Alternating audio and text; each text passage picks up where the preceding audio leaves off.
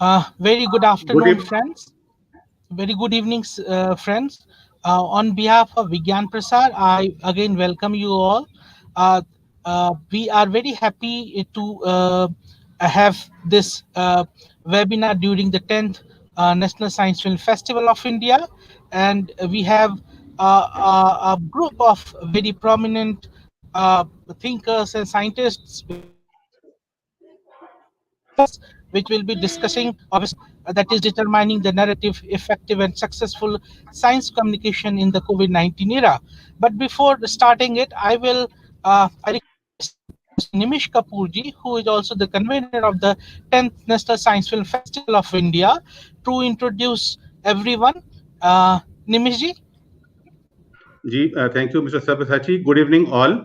And I welcome all panelists, chair and moderator of this session, Dr. DJ Pati, our chairperson for today's session, Dr. N.C. Rajamani ji will moderate the session. And we have our panelist, Father Dr. Paul Pudussery ji from Agartala, Tripura, Dr. Ankuran Dutta ji from Guwahati University, Dr. Pradeep Srivastava ji from CDRI, CSIR Lucknow, and Dr. Sunil Mehru ji from Consortium for Educational Communication UGC New Delhi, and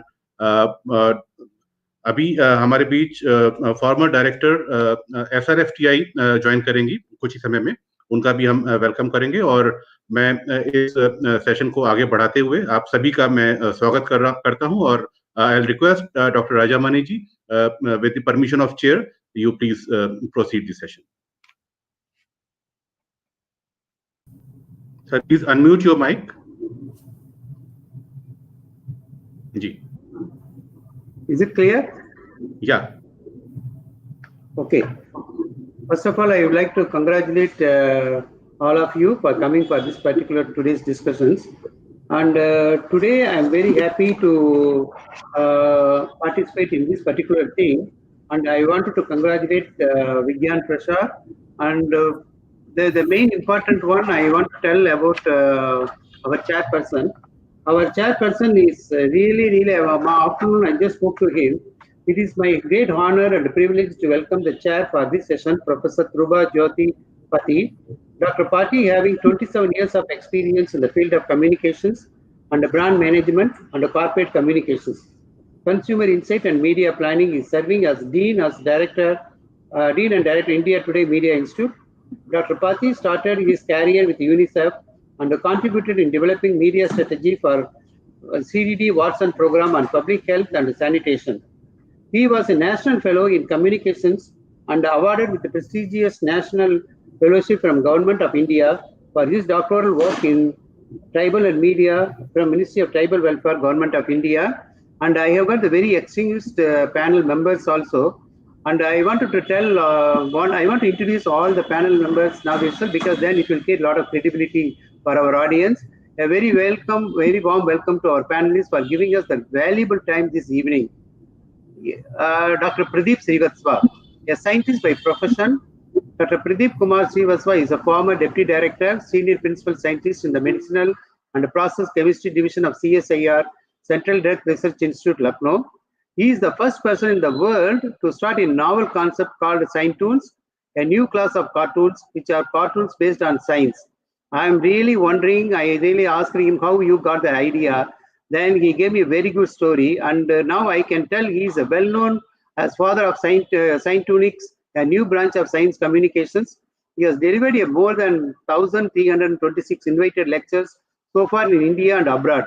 Srivastava has also coined this term Scientoons, and later a new branch of science called Scientoonics, radio Scientoons, puppet Scientoons, postcard Scientoons, and Awadhi Scientoons in Awadhi language also. He is a recipient for the National Award for Science Writing by Indian Science Writers Association, ISWA, Delhi. Just now I just... Sir, I also like to welcome Dr. Debamitra Mitra. Madam has already joined us. And as you all know, Dr. Debamitra Mitra is former Director, Satyajit Film and Television Institute, Kolkata. Yes. Over to you, sir, again. Thank you. Okay. I had an opportunity to speak to Dr. Mitra. She has 27 years experience in academics and print and audiovisual media, starting her career in teaching and research under the UGC system and gradually moving towards the academic administration. She was a former director of Satyajit Film and Television Institute under the Ministry of Information and Broadcasting. She built up media and management undergraduate and postgraduate degree college in Kolkata, named as Institute of Leadership, Entrepreneurship and Development, I lead, affiliated to the Maulana Abdul Kalam Azad University in Technology under the UGC of the Ministry of Human Resource Development. I want to tell you, one side he is having the academic side, another side she is having the journalistic side also.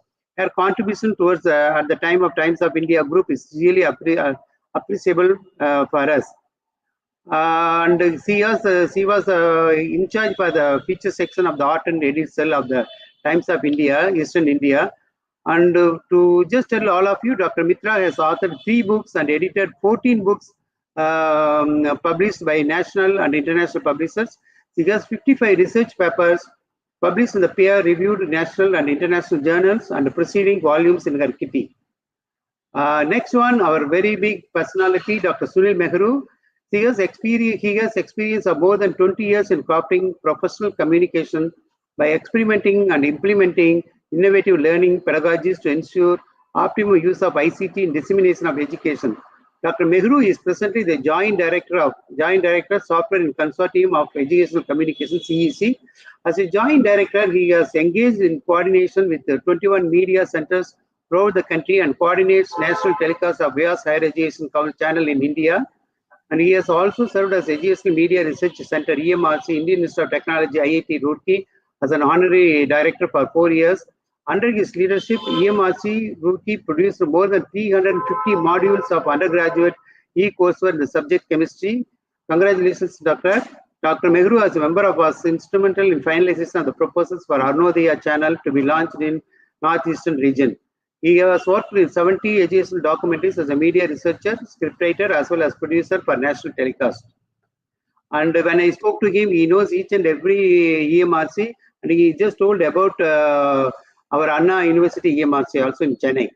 And Dr. Ankuran Dutta is Associate Professor and Head, Department of Communication and Journalism, Gauhati University, Guwahati, Assam, India. Dr. Dutta is a media educator by profession and experience of about 15 years and involved in different academic activities in India, Bangladesh, Canada, Maldives, and Sri Lanka, Pakistan, Malaysia.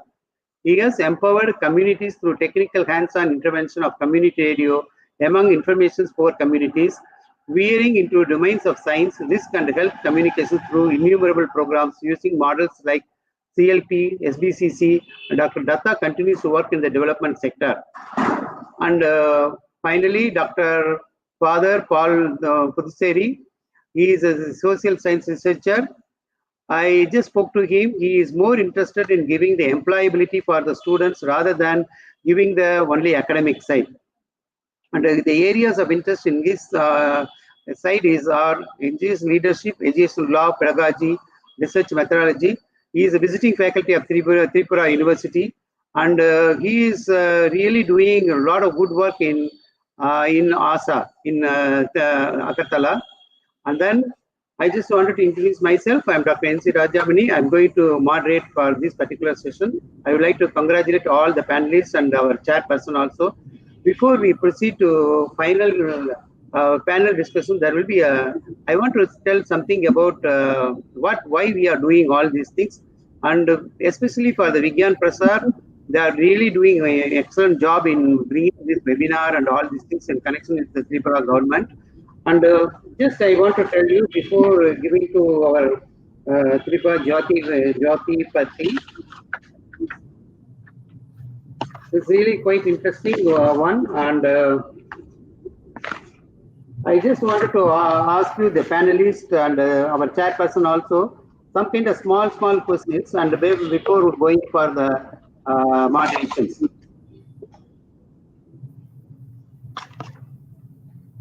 What is the impact of the COVID-19 at present? And in what way it is going to affect all of us in the post era of the COVID-19. Now I would like to hand over our mic to our chairperson, Dr. Pati. Thank you. Yeah, thank you, Dr.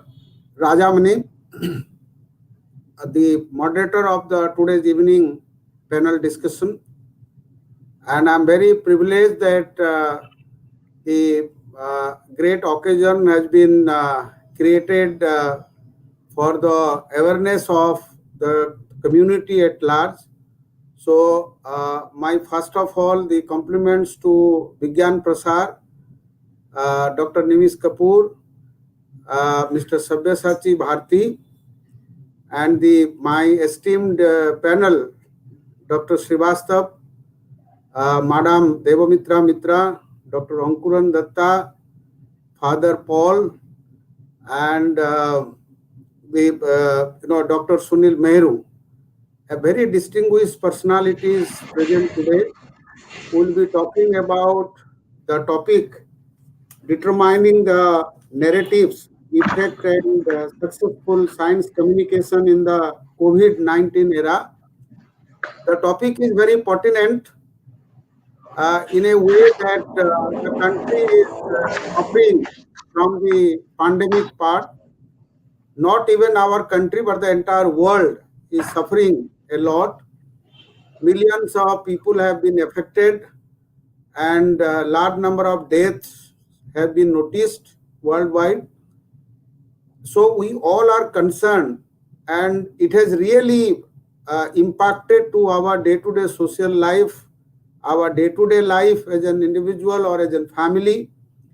And the country is also suffering because everything was brought under standstill of the lockdown part, and then slowly we started recovering. Again, the contemporary scenario is not very encouraging. So people need to be educated, need to be aware, need to be communicated with do's and don'ts.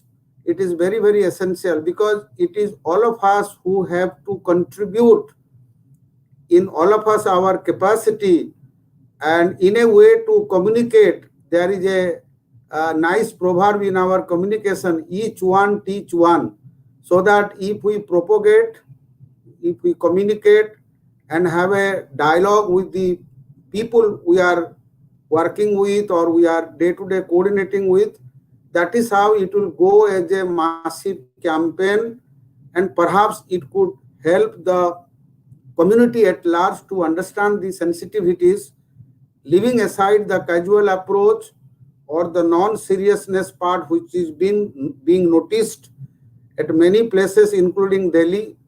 So probably the communication can only solve the problem.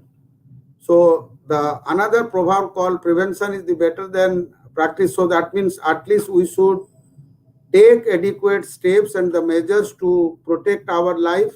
Every life is precious. Every individual need to be alerted. Hence the family, they are near and dear, and as well as the society. So we have to motivate and taken as a kind of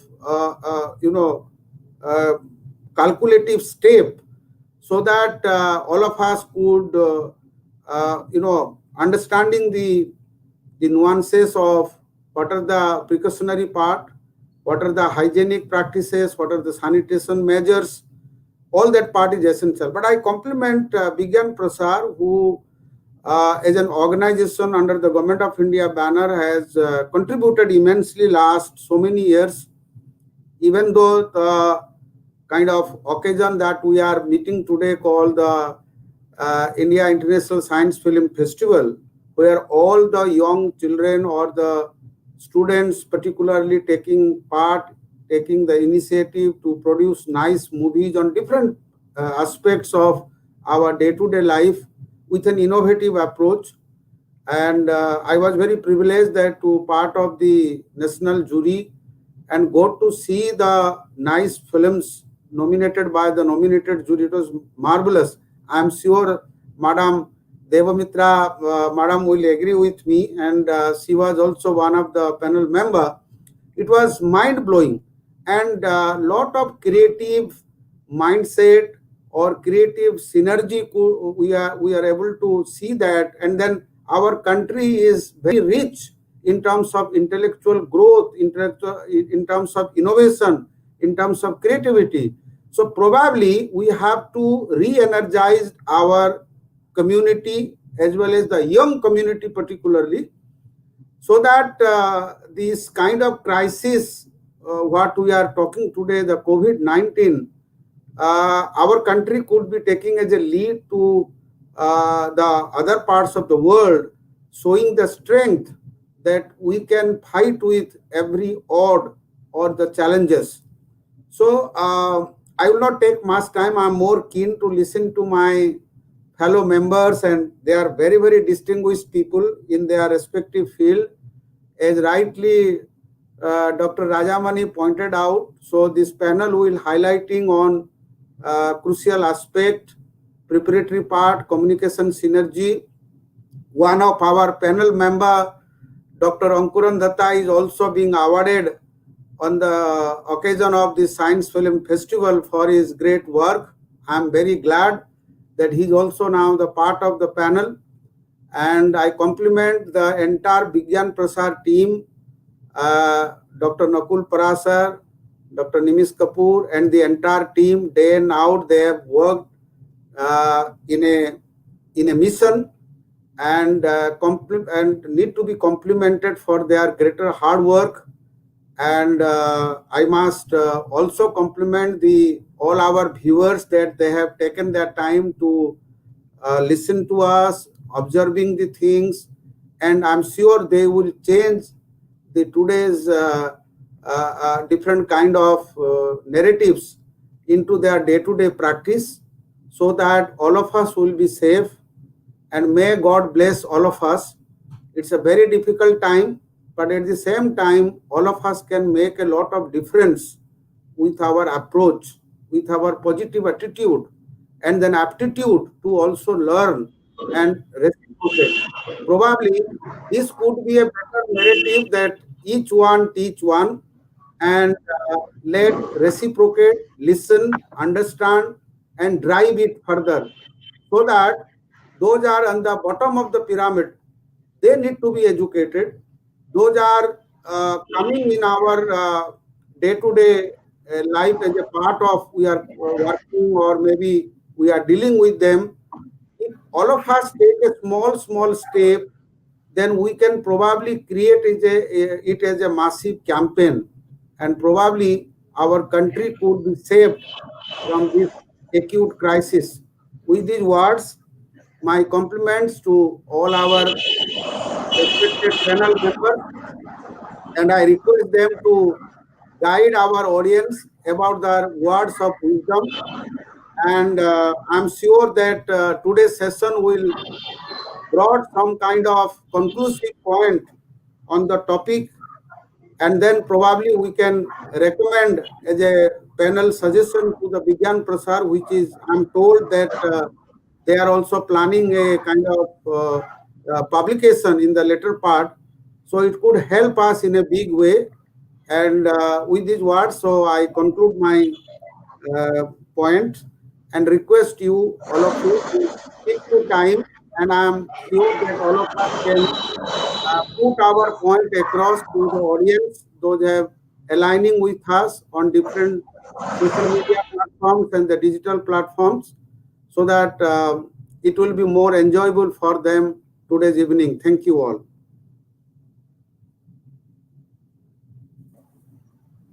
Thank you, Doctor. It's really wonderful way of telling us, especially when you are telling about each one teach one. It really reminded me those days we used to do the lot of television coverage for our adult education program. And also you are emphasizing communication is only one place. We have to get the solving the problems and all these things. And I would like to thank you for a very wonderful speech. And then now I wanted to go to Dr. Pradeep Srivastava. You all know that he is an expert in Scientoonist. And I want to tell Dr. Pradeep, previously the science, why I should know about science. Everybody is my interest. But you know, after the COVID-19, even the rural people got a lot of interest in the science. The relevance of the science is really valid, and also the trust also has increased. And also, if you just go to everybody is asking, when are we going to get the vaccine? Vaccination is very important, but when are we going to get? When you will get the normal life? So I would like to ask Dr. Pradeep Srivastava, are you going to create some kind of post pandemic or now the current pandemic? Are you going to create any kind of tools, COVID tools or vaccine tools or something like that? I am very much interested to listen from you, Dr. Pradeep.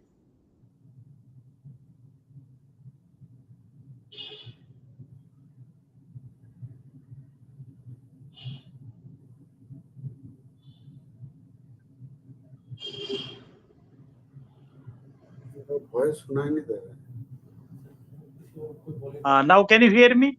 Yes, yes. Yeah, Dr. Saab, very much. Yeah, thank you, sir. Thank you. Actually, recently I wrote a book. अभी प्रधानमंत्री जी ने कहा था ना कि blessing in disguise है और आपदाओं का अवसर में बदल लिए. So during lockdown period, somebody suggested me that why don't you make cartoons on Corona? So I made few Scientoons और जैसा कि आपने बताया था Scientoons क्या है? They are the cartoons based on science. लेकिन ये थोड़ा कार्टून से आगे हैं because they are educative, they are informative, they create awareness. तो ऐसे कार्टून जो लोगों को थोड़ा एजुकेशन दें, अवेयरनेस बढ़ाएं, that is the purpose of scientoon. और ये साइंटून मैंने शुरू किया था 1988 में और 2006 I coined it as a new science called scientoonics. और इस तरह से I keep on travelling all over the country and from Australia to Asia to Africa to Europe to America. And till date, I have delivered more than 1,359 invited lecture using Scientoons on different science subjects like nanotechnology, DNA technology. So idea came, why not to make Scientoon on Corona? So when I made 2 or 3 Scientoons, I posted them on Facebook.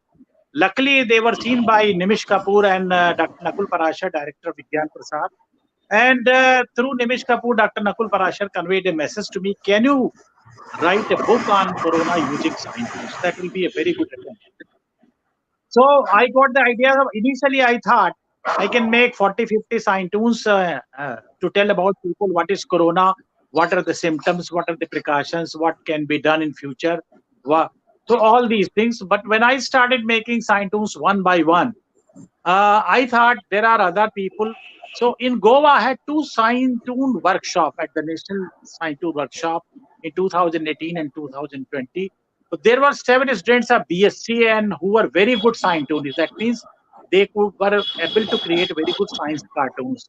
So I invited them and one more person from Gujarat. His name is Vishal Mulia. He's a science teacher. So with us, we all joined together and finally we could come out with 220-page book. And the name of the book is Bye Bye Corona.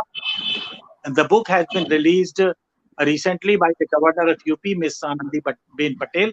And I'm very thankful to Dr. Nakul Parashar and Nimish Kapoor, who came all the way, Nimish Kapoor, to Lucknow, and we met Governor and Governor released the book. So I think in this book, I covered starting from what is epidemic, what is pandemic, then what is Corona. And Corona is known for years. So what is COVID-19, how it started, what are the symptoms, and how people can have Corona even without symptoms, asymptomatic infection.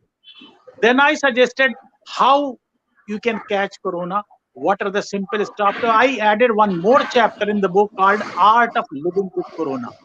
And there it tells you, everybody tells you sanitize the vegetable, but you don't know how to sanitize. You cannot sanitize a vegetable using alcohol or a sanitizer containing 75% alcohol. So for everything, there are certain different methods. And everybody is very curious, as rightly you said, Dr. Rajamani, that people want to know. They want to know what is Corona, when the vaccine is coming, how we can save ourselves, what is the important. So these things, they have become part of our life now. Everybody is well aware. And I think the book I wrote using Scientoon will play a major role in the future. That how, through cartoons, we can make common people aware. Today also I discussed and I also gave an idea to filmmakers and animators that can they animate the Scientoon? If they can create 3D animation, the Scientoon which speaks in Hindi can speak in Odia, Tamil, Malayalam, Kannada. And this way, Scientoon can have a very far reach. Already I am having a collaboration with Brazil. So Brazil has got a scientific network and we are going to create a book in Portuguese language for Brazilians on Corona. And very soon the Bye Bye Corona book will be released in Brazil also.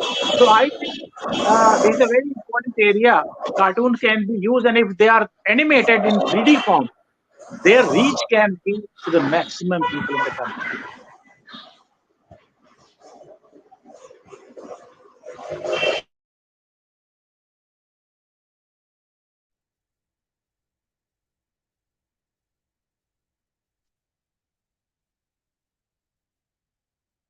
So the voice is not unmute, please. Unmute your mic. Dr. Rajamani, please unmute. Okay. Is it, am I audible? Yes, sir. Okay. Dr. Pradeep, I wanted to congratulate you for the book for the COVID. In fact, we also, I saw the Tamil translations also. I want to thank the Science and Technology Department, and Secretary himself released that book with the ministers of the local Tamil Nadu. And also, I'm very happy to know that the Brazil is going to have the Portuguese language and all these things, the same thing. And animation is very, very important for the COVID-19 and even for any science communications also. I wanted to really congratulate you for giving a wonderful speech. And now I am coming to our popular Dr. Debamitra. Doctor, I want to ask you something, because you are the person, you got the academic side one side, and also you got the creative side also one side, because you are having the balance of both these things. So I'm going to ask you very, very skeptical questions to you. You see that when we wanted to tell something about the COVID-19 or any other science, the scientists are always telling, oh, no, you should not tell like this, you should not tell like that, because the pursuit of the truth is very important. Don't distort our truth and all these things. But as a communicator, we need some kind of attraction towards the audience. Otherwise, they cannot really understand. For example, the scientists will always tell the fact is the fact and it will speak for themselves. There is no need for you to do anything. But the storytellers always they want to tell facts can never speak for themselves. And also scientists will tell informations will make change happen. But the science storytellers will tell ideas only can make the change. And also scientists will tell, I want to tell, especially broadcast the complete and accurate information. And the storytellers will always tell, we need more information to make change happen. The science should ensure that analysis is accurate and complete. The storytellers always telling, they want to go for the characters, narrative, tension. They want to go for the beginning, middle, end, and all these things. So how are we going to balance, especially for this, the one side is a fact, another side is the going to the audience in a very, very attractive way. Now I want to hand over to Dr. Debamitra.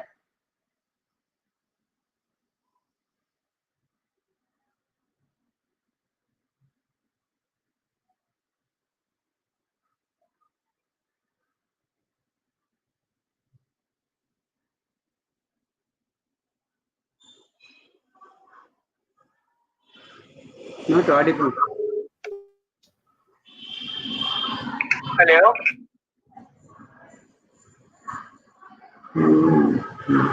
No audio.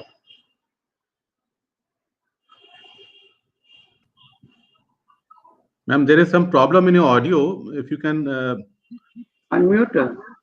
I think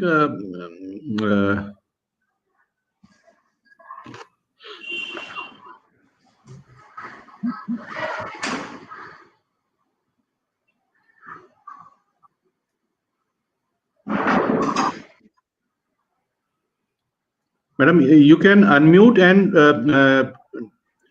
check your audio without microphone. You unmute. It is muted. It is muted again. Actually, it is muted again. You please unmute and you please test your audio without microphone. Ma'am, there is no audio. You please unmute. You please unmute first.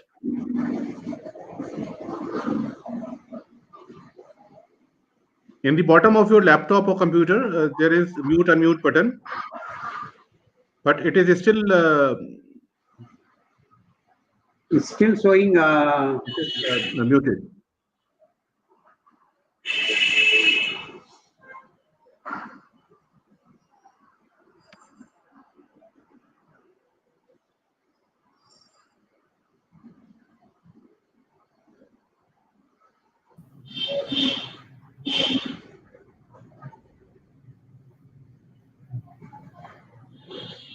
Okay.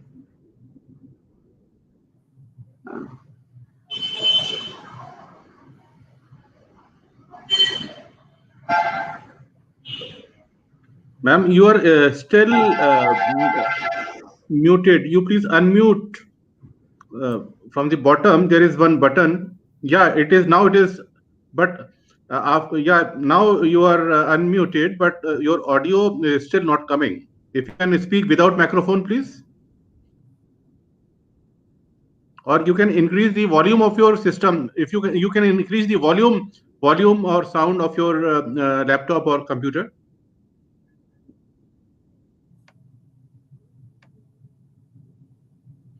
You can check the speakers,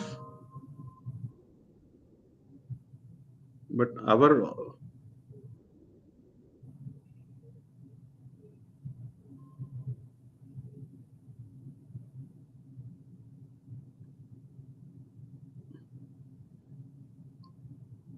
there is some audio problem.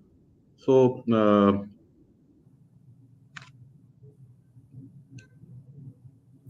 Nimish, ji sir. my request would be, ma'am can speak little later if we could invite other speaker. In the meanwhile, ma'am can adjust the audio and all that. That will be हाँ जी better. जी जी जी I request Dr. Rajamani please. Yes, yes. Dr. Sunil Mehru,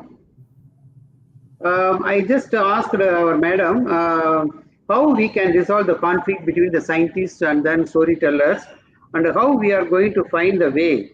And we have to find a way for telling the stories that honor both science and our audience. You have done so many programs for the science and the audience connecting together. So, what is your views on this, Dr. Sunil?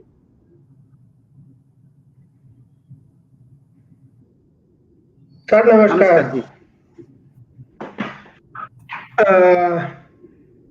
The panel discussion topic, which today is being given, is determining the narratives, effective and successful science communication in COVID era. Let me focus on this. First of all, I would like to thank to Chairman Pati Sahab and Nimesh Kapoorji and a fellow panelist also for this wonderful initiative being taken by Vigyan Prasar. I would also like to congratulate Vigyan Prasar, especially Nimesh ji, because we know Vigyan Prasar as an Nimesh ji's organization, for holding Science Film Festival in virtual mode. And this is the beginning to popularize science communication in the COVID era. Let me start with the topic itself. The topic is determining science topic, determining the narratives. Here, I would like to say that determining narratives is not the solution. Rather, the emphasis should be laid down on experimenting and implementing various pedagogical approaches or shifts to make the science communication more appealing and effective during and post-COVID era. It would be lined in tune with the technology, enable learning, the new age pedagogy. If we discuss pedagogy, basically my purpose is to discuss various pedagogical approaches for online dissemination of science programs, more effective science communication through new age pedagogy. So, the new age pedagogy and customized taxonomy would be more effective to popularize scientific concepts. Technology provides platforms for fine blend of content delivery and with its various attributes for effective learning. the focus would be on tracing the development process of digital world and how science communication effectively can be placed to learning community.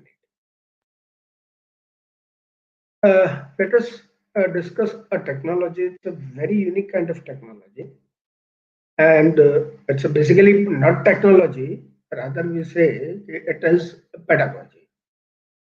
So, the pedagogy, a new pedagogy, which I feel very relevant, is disruptive pedagogy. So, in order to make science communication more effective, it is proposed to use disruptive, innovative learning technology or pedagogy that causes disruption with traditional forms of pedagogy.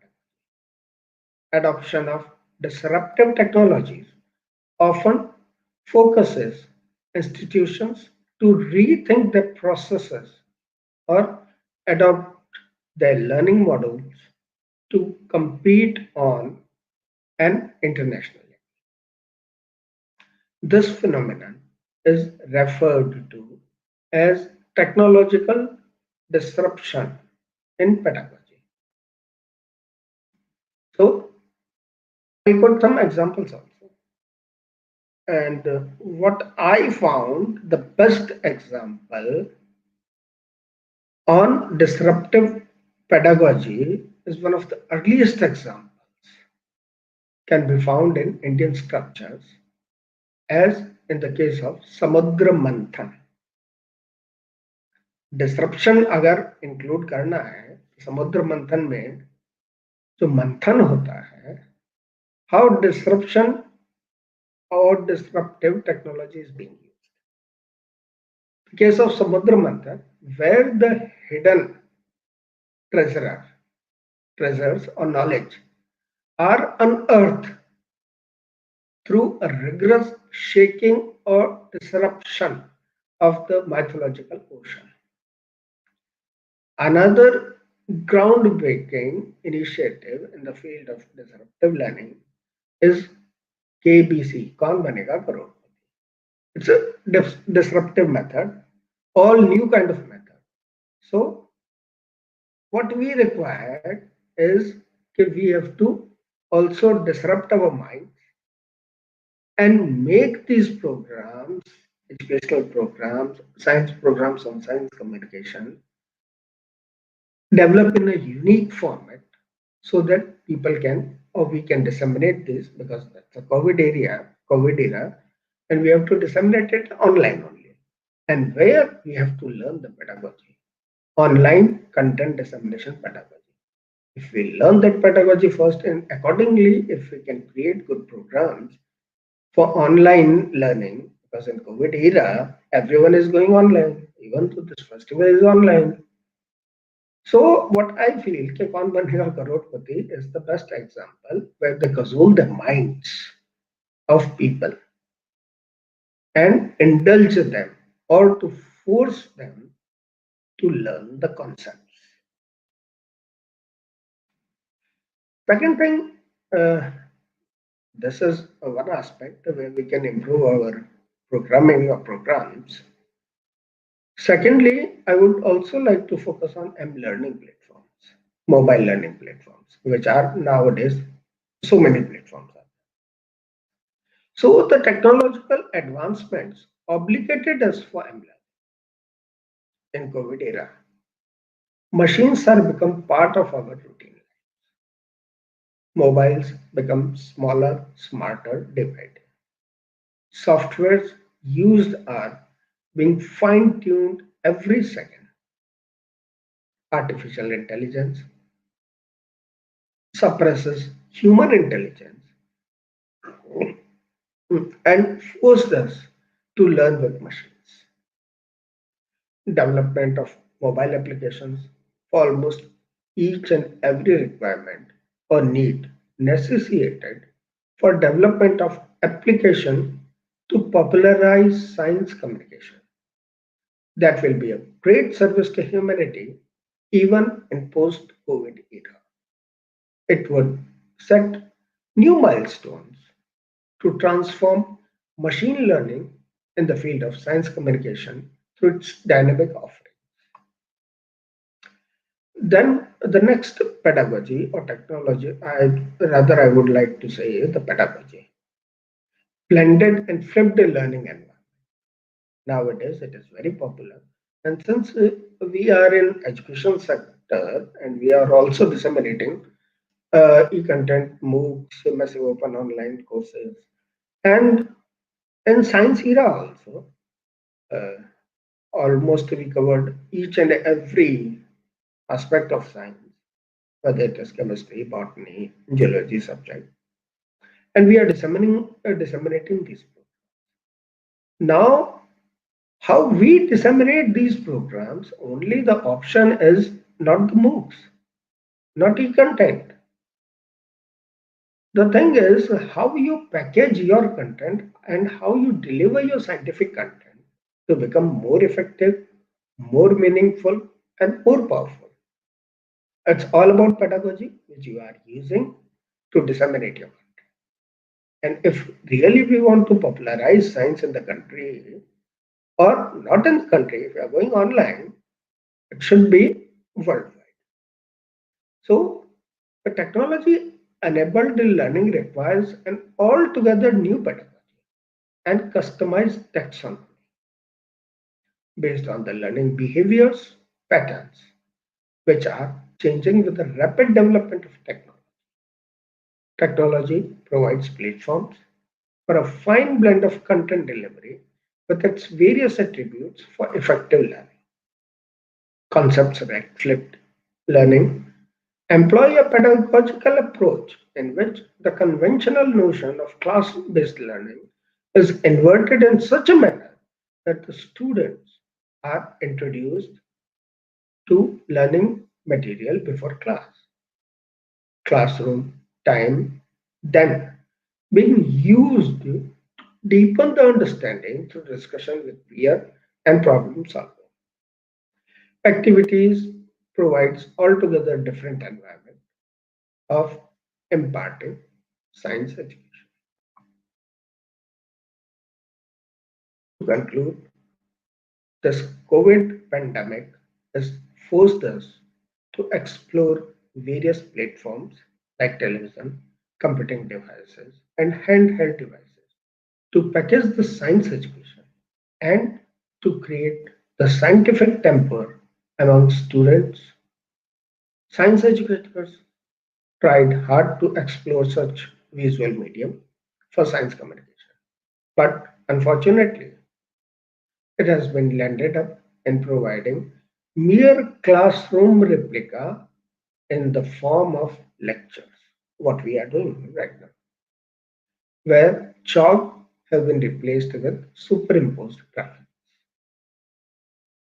World is moving towards the trend where e-lectures and e-courses are being delivered, which brackets the viewing pleasure as the medium is meant to view and not learn or not to listen.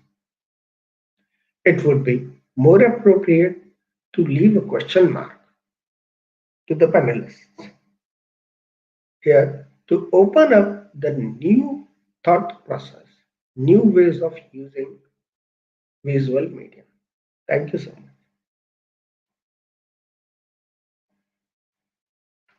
Excellent speaking, Doctor. Thank you. You mentioned about the technology.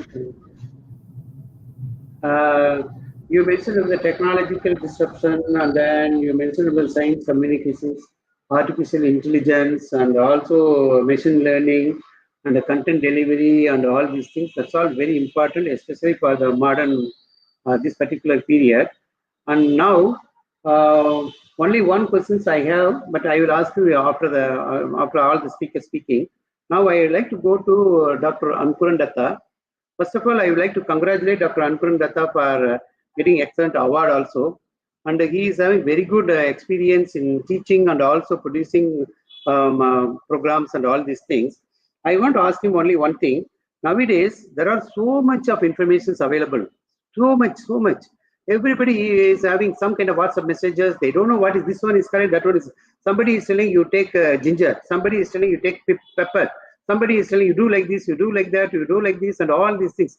So flooded with informations, and sometimes the communications confusions are happening now. So at this particular time, how are we going to tackle all the issues to the common people? Over to Dr. Ankuran Dutta. Thank you so much, Dr. Rajamani, and also the chairperson, Professor Pati, my very good friend, Mr. Nimis Kapoor, very enthusiast person in the Vigyan Prasar, and esteemed panelists here. So what Dr. Rajamani has asked, that is a very, very good question. And before, I would like to just give a quote here before just going to answer this question. That is in a book, that is A Tale of Two Cities. Charles Dickens has quoted the first line, that is very important line, and I personally believe that this is the best line during this situation. He said, "It was the best of time. It was the worst of times. It was the age of wisdom. It was the age of foolishness. It was the epoch of belief. It was the epoch of incredulity. It was the season of light. It was the season of darkness. It was the spring of hope. It was a winter of despair. We had everything before us. We had nothing before us." It is almost, the answer is also here, that we have everything before us and we have nothing before us.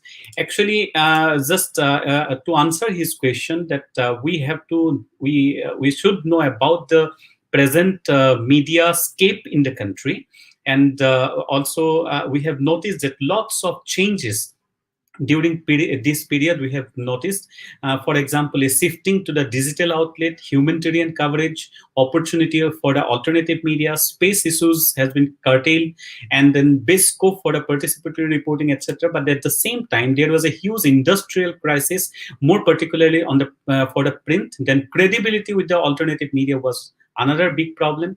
Monetization and sustainability, these are the issues, and lack of ethics due to the poor gatekeeping, what he has already mentioned, that there is a overload of information during this time. And this overload of due to this overload of information, what we have what we have found during this time, that manipulation of discourse, that is number one. Then a xenophobic role, homophily syndrome, then superstition as infodemic, and news anxiety, that is the overload of information. There is a news anxiety among the people. Lots of information are going on, which are and people, the grassroots people, they are confused that which information is correct, which is not. Then views overshadowed news, that is another big problem, that views overshadowed news, and health reporting is misspelled, that is a very big issue. And I would like to mention here about infodemic, that is information pandemic. I do not want to use the term fake news. I have mentioned several times that news cannot be fake, because there is an editorial intervention always in the news process. But and we also always wrongly misinterpret that all the information which are available in the social media, they are news, but they are not news. They are the information. News is where the editorial intervention is there. So conspiracy theories, misinformation, and speculation about COVID-19 have flooded on social media. Misinformation doesn't come only from the dark corner of the society. That is very, very important, that what we always say, that there are lots of misinformation. I would like to use the term information disorder, where we can also refer to misinformation, disinformation, and the malinformation. And if in this case particularly, I would like to repeatedly I say that misinformation doesn't come from the dark corner of the society.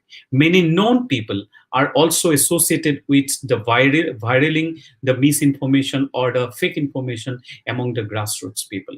So what we it is required that Dr. Rajamani has rightly asked that question, that we have to filter the belief facts or distorted facts to get check facts through media literacy. Media literacy is the only answer, but I know that it takes time. It will take time for a media literate country, but that is the need of the hour. We have to think for the media literacy. So the only answer is, it may be a little difficult, but it is very true that we have to filter the belief facts or the distorted facts to get check facts. And we need also, during this time, we always say that do gas ki dori is very important, and also we have to sanitize our hands several times in a day, but at the same time we have to sanitize our mind too. That is another very important issue that I would like to highlight. And I am really glad to inform you that during this time, what we have done, that two major activities that would help a lot the grassroots people. One is the COVID Katha. So Dr. Pradeep Srivastava is also here. He's a pioneer of Scientoon in the country. But I'm not a Scientoonist, but I would try this time to use cartoons to disseminate information in a proper, means in a very lucid way to the common people. And so we used cartoons also in the COVID Katha, and I'm very happy that COVID Katha became a national document. It was released by Dr. Harshvardhan on 3rd of May, and it was circulated in millions, both the Hindi and English version. The Tamil version has been released very recently, 2 weeks back, by a the Tamil Nadu minister for, I think, for science and technology. And also we are translating it to many other languages. So COVID Katha was a very popular, and I believe that was one of the pioneering document for the mass audience. And that was another feature, was that was I'm very happy to note here that COVID Katha was educative. It was a promising document. It was an informative as well as interactive document, and it is also entertaining and engaging document, and reasonable. And there are lots of other features. If you go through the COVID Katha, then you can really find it. And another important work that we have done during this period is that hashtag Check the Fake. That was a campaign against this information disorder, because we found at the very initial stage in the month of late March and April, particularly in the March, that there was the curve. If you see the curve, that there are lots of fake information, misinformation were flooded in the country in different forms. So that is why from our, I'm also associated with a trust called Dr. Anamika Ray Memorial Trust.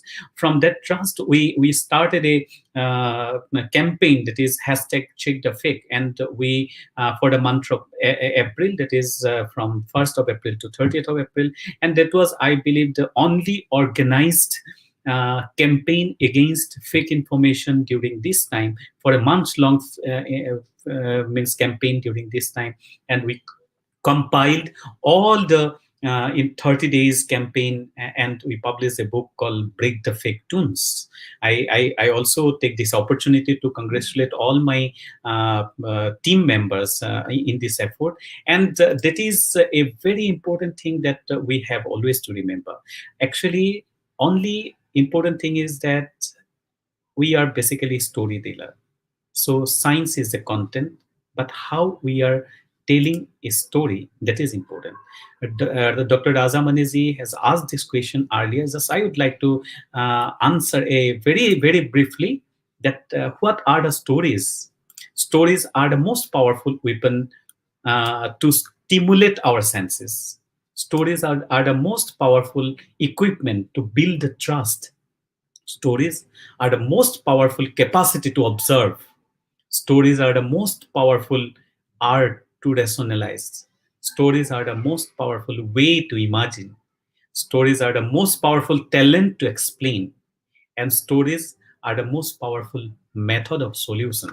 So connecting your audience with a story by stimulating their senses, enables them to use their imagination to feel, smell, touch, listen, and to visualize images and picture is a story. And so we have to tell the story, and scientific content should be incorporated there, but the people should know that it is entirely on science. Then science communicator will be successful. They have to tell the story, but scientific base should be there, but the audience shouldn't know that it is entirely the storyteller is going to tell on the story on science, but they should adopt and they should acquire that scientific information from that storytelling. So there are basically 5 C's in the storytelling. I'm not going to explain it, just only to the context. Context is very important. Character is important. Then concept is important. Conflict is important, and construct. These 5 C elements are very important, and that is why in the Check the Fake campaign there were 2 protagonists. One is the infodemic, and other is the pandemic. And the entire campaign was the conversation between both infodemic and pandemic. So I'd like to thank again for giving me this opportunity. And if time permits, then I'll be happy to share more ideas during this session. Thank you so much. Thank you, Dr. Ankuran. I really want to congratulate you once again, because I had an opportunity to participate in the book release function in Tamil. And also I had an opportunity to go through the COVID Kada, that in Tamil we are calling as COVID in Kadai. It's very wonderful, very wonderful. And we all enjoyed that particular book release of the book, even though it is initially it came in your language, but afterwards translated to Tamil language. The Minister of the Tamil Nadu government really appreciated the way in which you did the whole thing. And on behalf of the entire Tamil Nadu and all the people, I am now appreciating and congratulating you for this one. And as you mentioned, nowadays the social media information is really flooded, as I mentioned already. Now the misinformations and the malinformation is also the very big problem. And so as a storyteller, as a content creator, it will be very difficult for all of us. And you have done very wonderful job, and you are telling about the 5 C's of storytelling and all these things. And I have to ask so many questions, but I'm keeping in my mind. Later I will ask you. Now I will go to Father Dr. Paul Pudussery. And Dr. Paul is a really wonderful person, and he told me I am more interested in teaching the application of the knowledge rather than just teaching the knowledge. It's a very interesting thing, and he wants to create a lot of employability rather than doing a lot of just teaching. And Father Dr. Paul, I just wanted to ask you one thing. Now the whole system got changed. The education system got changed. Suddenly, everybody wanted to go for the online training and online one and all these things. And in fact, one small girl, because he doesn't have the mobile phone and all this, he committed suicide also. I think you would have read it in the newspapers. And one thing here I want to tell you, Tamil Nadu government they really did a wonderful job. Rather than going only to the mobile phone or this one, they went to all the TV channels. The TV channels also telecasting the program. So just go for the rural community and all these things. And you are doing so much of activity for the ASHA. Could you please tell, in the post-COVID era or this pandemic time, how are you going to really cope up the tribal people? Good evening to all. It's great to be with you this evening to share some of my thoughts, and thank you for inviting me to be in this panel. I'm grateful to all the organizers. I'd like to approach this topic of today, determining the narrative, effective and successful science communication in the COVID era. Science and scientists have a vital role to play in this contemporary culture and society. And science movies have portrayed what is to come through science fictions. At the 2007 annual meeting of the American Association for the Advancement of Science, the largest general scientific society in the world, Google co-founder Larry Page delivered the keynote lecture with a message of scientists in the room. science has really serious marketing problem. And nobody pays attention to that, since none of the marketers work for science. In other words, if scientists really want their work to reach to the broader audiences, scientists and the various actors at the science society interference, such as interface, such as governments, universities, funders, and professional societies, need to understand the importance of communication. This communication will instill and nurture in children a love for science, leading to a deeper learning of science, innovation, and discovery. A science film festival of this nature is an opportunity and also a platform to exhibit what is done and to inspire what to be done in our world, especially in this time of pandemic. Scientists and science have a legitimate place in public discussion about science-related problems.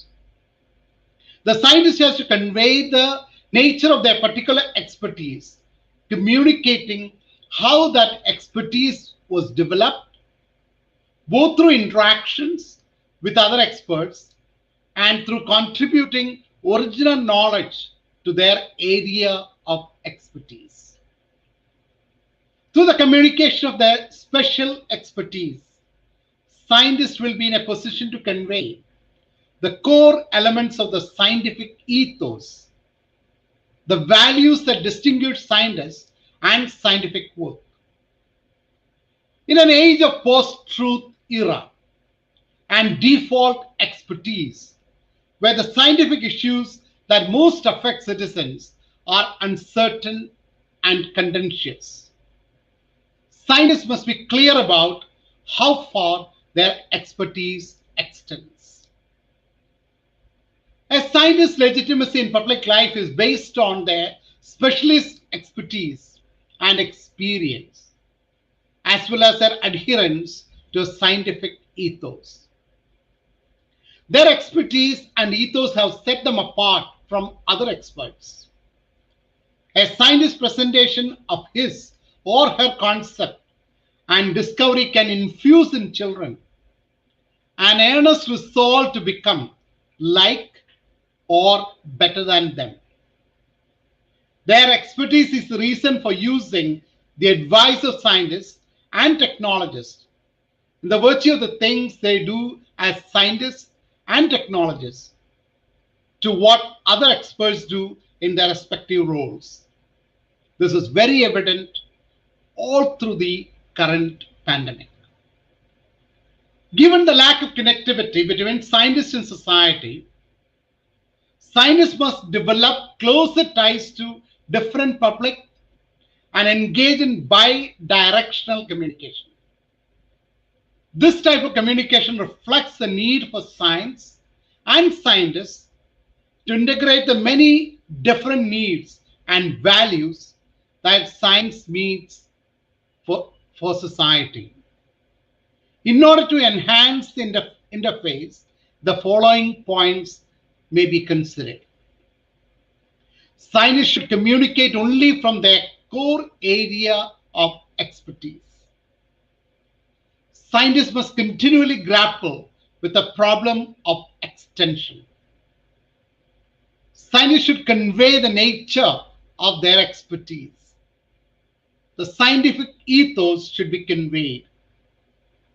Scientists must acknowledge their cultural context and simplify their complex terminologies for common understanding. Citizens face the ongoing challenge of making good democratic decisions about scientific issues, which they do not have specialist expertise to understand fully, as it happens in the initial days of pandemic. As both of you have said, the pandemic, the books that came out, in a way, has informed many across to understand the pandemic from a different perspective. When citizens make judgments, they do so by choosing who to believe rather than what to believe. They are evaluating experts. Science communication has a role in helping citizens make informed decisions as well as inspire them to harness the scientific inventions. If science is not popularized through media, then technically inexperienced opinion carry away the decision-making power of people. Science communication is all the more essential for Northeast India, as our education system has made science and mathematics formidable rather than affable for children. A paradigm shift is essential in order to promote science both our cities and in our villages. One of the most challenging hurdles for science to disseminate its priceless benefit in our nation is its dilution with the religious superstitions. There is an increasing need to dissect science and superstition to create two different entities. All the forces of society must come to a common consensus to annihilate toxic amalgamation of these disparate entities. This is the need of the hour, especially when the world is steadily heading towards scientific progress and foregoing orthodoxy of religiosity and individual beliefs.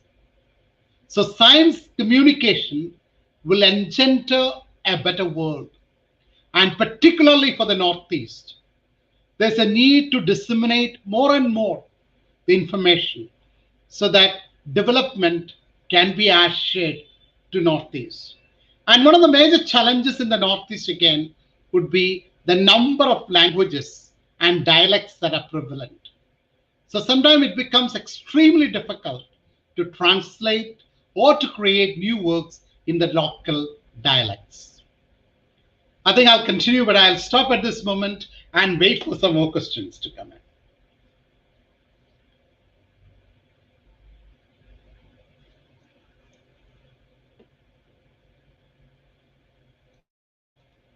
In technology, what the scientist role and what kind of problem we can and they can solve and all these things. So I would like to go to Dr. Debamitra. Long time we are waiting for her to say. And Madam, I just wanted to ask you, you see that the science and technology, one side is really growing up. The other side, the people, still a lot of people, they are telling why I should sanitize.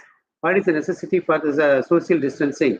And especially if you just, somebody is telling me, I think last week one person told me, I got a lot of immune power. I don't need anything. I will go without the mask. So this kind of thing is really creating a lot of problems to the other people. Now the COVID-19, one thing I'm always telling in my communication side, we should not get the COVID-19. At the same time, we should not give the COVID-19 to other people also. There are two twin approach we have to use it. But it's a very big problem, and also the people are telling the second wave is coming, and a lot of confusions here. So now, based on your experience from the both academic side and creative side, how are we going to deal these particular issues, ma'am?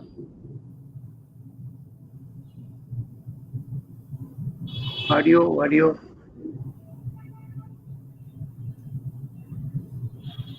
Not able No, to ma'am, listen. there is no audio from your side, ma'am.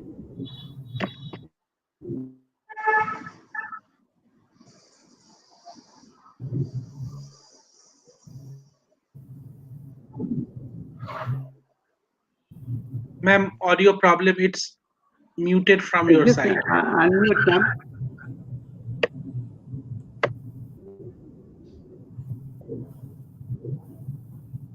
No, ma'am, there is no audio. Ma'am, you please unmute your audio from your system at the bottom.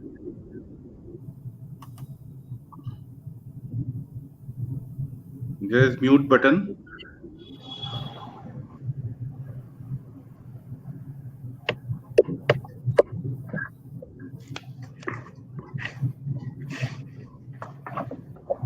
Ma'am, kindly unmute the sound from your side, because as it's muted from your side, we are unable to unmute it.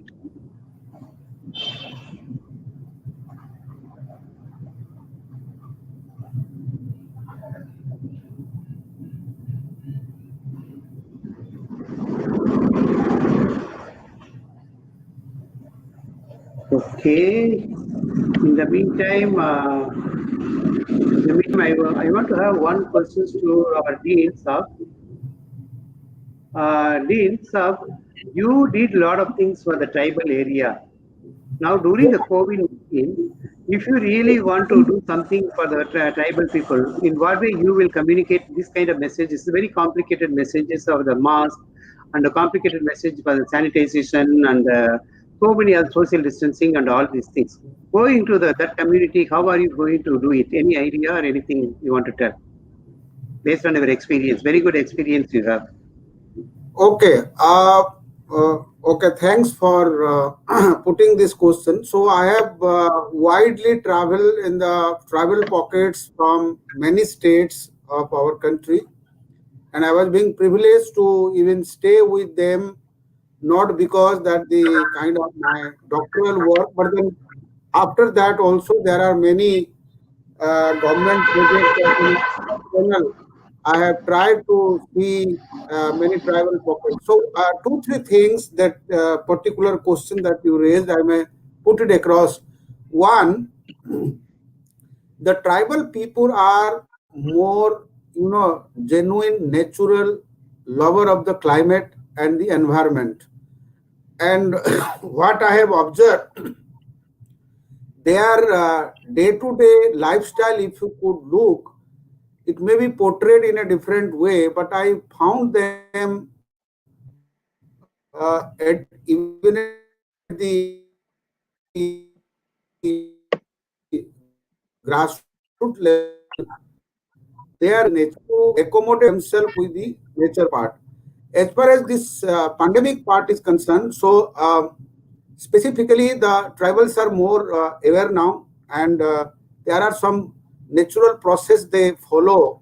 What even all our household thing these days, we take lot of naturopathy kind of thing to a protective part. There is on their dietary plan that I found lot of things they practice in a normal way to protect their immune system, barring the few areas, but then some leaves and in their day-to-day the food habits part, I found that there are a lot of strong immune patterns is already embedded there. Second point, the leaves part as a mask part, of course, it is not gone, but I surprisingly some of the area the leaves are being used as a kind of mask so that they can maintain a kind of proper precautionary part, because they are the other good part called the community leadership. What we normally fails to see as we call the living in an educated or as an awareness society, but real part that I saw, the community leaders are passing an instruction that is being very strongly followed. So one is called habit to follow the kind of systematic things what is required that point of time. I believe they are more responding to what kind of the pre-requirements or the prerequisites that they need to follow. Third thing, the kind of hard work that they do, the physical labor and their body that the entire respiratory systems and day-to-day engagement part, sometimes the kind of they live in a complete in a natural atmosphere. So they've started understanding how the things are going, or let's say, accommodating with that part. That is one of the beautiful part of accommodating with the nature part. So, of course, the tribal pockets have not much affected so far as per the report. But I believe that some pockets, as per my report, that a lot of community engagements have been done by their own community leaders. So these are the few things that I observe and what I come to the notice or the information part. So probably they are much more safer than us. And if you look at the daily lifestyle pattern also, they have been extremely careful. What we all of us are facing these days, deliberately we are not even following certain things. If you look at a classic case, I'm just comparing that part to conclude. Delhi situation got, worsening in a manner because of the casual approach. I cannot say, or I don't want to mention that the people are not aware. Yes, they are aware. But sometimes there is a Hindi word called chalta hai. So everything is a kind of, taken for granted kind of thing. What I believe that those pockets, especially Chhattisgarh pocket or bordering part of Andhra or the Odisha belt, few parts of even Bengal, that I believe they are very, very particular. If they understood something, it is sometimes very difficult to convince them, but moment they are convinced and they understood the thing, then they never dilute it. That is one of the beauty or the beautiful part of tribal engagement or the part of interaction with them. And they are very, very genuine people in terms of responding to kind of things that you intend to communicate to them. If you engage with a very pure heart and the mind, and then of course they treat you as their own part of the family kind of thing. They are very, very affectionate, let me tell you. So, and one is called the lifestyle pattern, livelihood part, following the nature rule or accommodating with the nature part. Third, they are the lot of leaves and then kind of plants, and then their a pattern of food preparatory part is very, very effective. And I was surprised that the leaves are being used as a mask. My goodness. And now everything is available at our doorstep. 5 rupees one mask which is available, but then people do not want, and many occasions in Delhi I have noticed they have the mask in their pocket, and if you ask why are not wearing, अरे साहब ठीक है चलता है. And I was more shocked. People educated and very much well aware of are not following the things. So this is my point. I mean, what I practically observe this COVID time is very, very worth mentioning to all the audience, because we many times ignore as a kind of word called tribal. No, trust me, all of us need to learn many things from them. So probably accommodating with the nature and the naturopathy or the natural practices, protecting ourselves, it's one of the very, very crucial part to even time or the pandemic part. Thank you.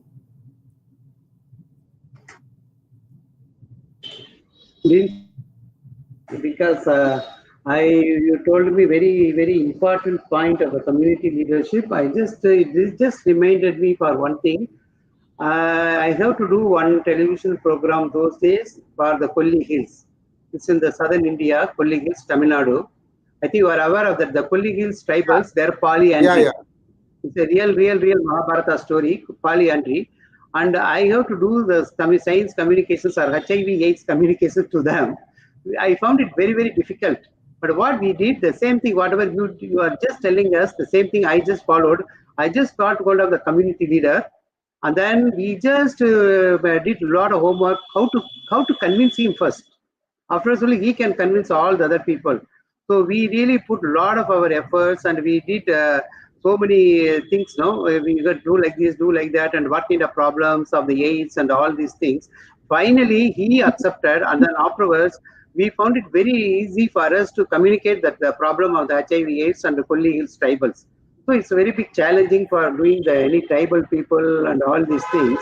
And now let me just see whether I can just see my slides or anything like that. Let me just see.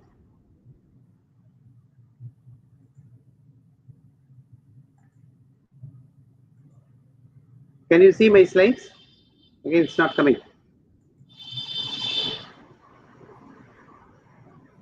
Okay.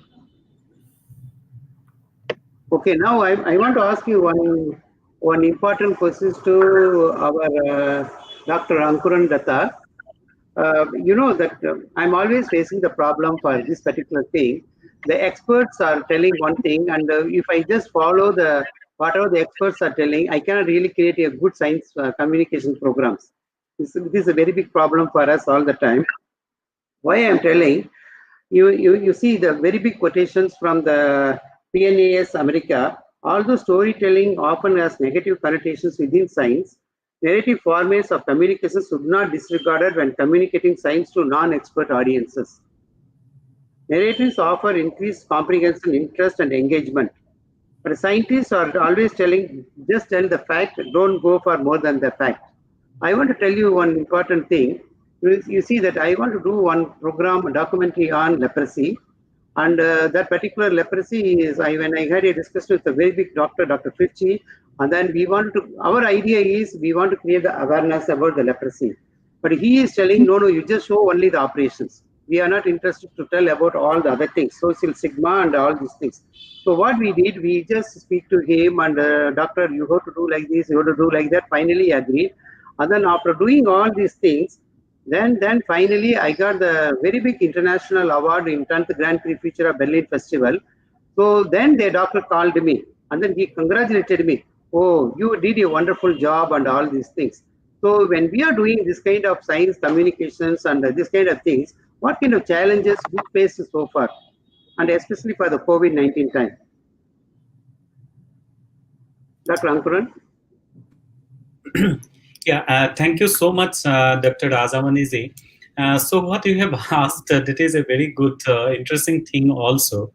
I would like to mention here of one quotation from Bob Bijon, in his book, actually, when storytelling in hearts change things get results, where he mentioned that stories are, we may not recognize them, but they are there, just waiting to be found, shaped, and shared.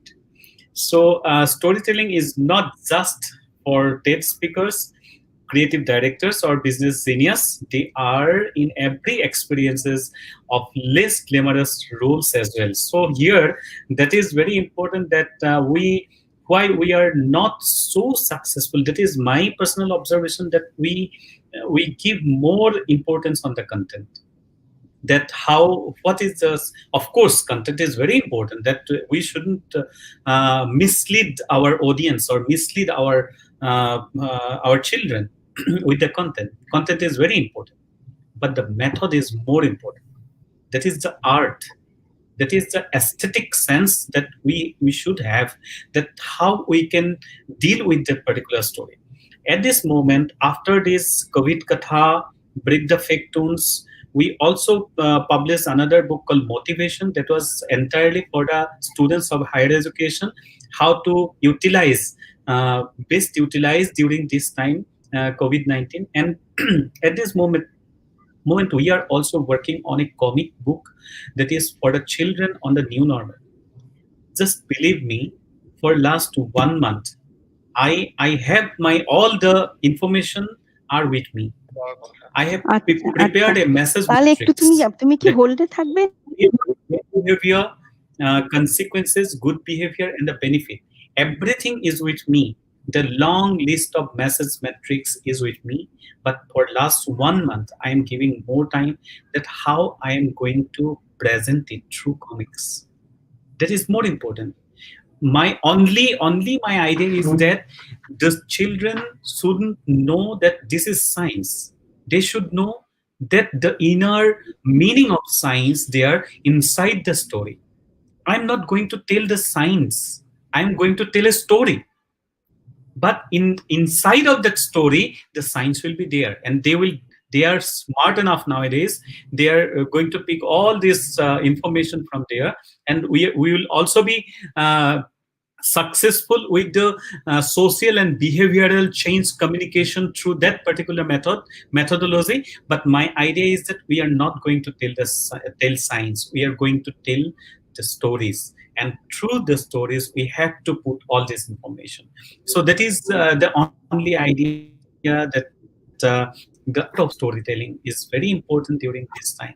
And I always teach also my students that mass communication is nothing but only storytelling, whether it may be in the news form, it may be in feature form, it may be a hard news, a soft news, in advertising, in even in the public relations using different tools, then in film, in television, in audio media, particularly the radio. So all these are basically storytelling, and that we have to maintain, that we have to acquire that particular skills of storytelling. So content will be automatically, it will reach the grassroots or reach the people. That is the idea, my observation.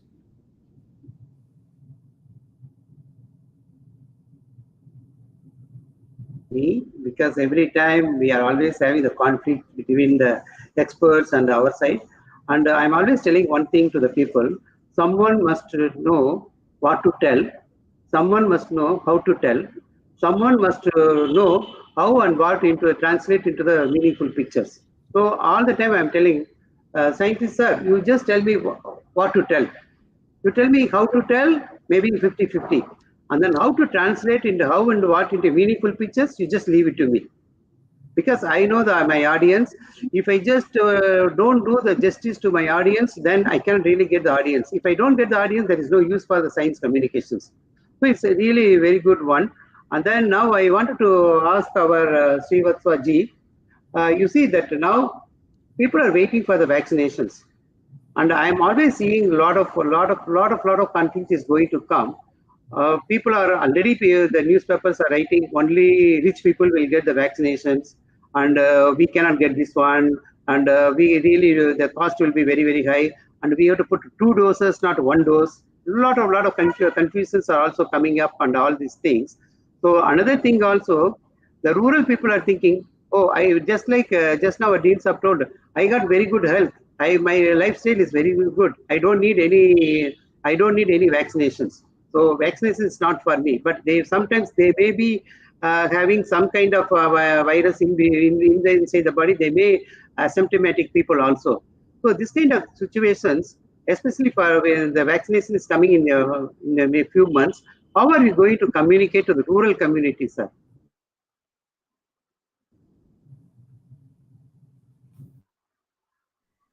I think one action that is, I think, going to play a crucial role. Many times people don't know that they have got infection, especially this corona pandemic time. The cases were reported first from England. Then in India, we got a lot of cases where people were not having any symptom, no cough, no running, no breathing trouble, but they were highly corona positive. I met a scientist whose virus load was very high, but apparently he was having no problem, no symptom. So the only symptom was there, the loss of smell and loss of taste. That's how the idea was there. He has got corona, and then he went for testing, and it was found virus load was very heavy. So I think we have to convince people, but first priority should be for the, I think, city people, where the chances are more, the crowd is more.